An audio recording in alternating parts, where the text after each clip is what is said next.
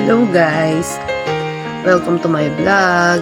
I will show you kung gaano po kaganda ang variety ng bougainvillea. Ito po ay si Orange September. Ayan. Ganda-ganda po yun guys. Tignan nyo. Mix po yung flowers niya. Yellow, orange, red.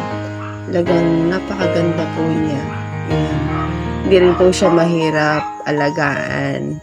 Yan, ganda-ganda po. Yan, pwede mo po ipa-rooted, grafted. Yan o, napakaganda. Very colorful. Yan. Nakikita niyo po yan sa aking garden. Yan, tingnan niyo po. Ganda-ganda niyan.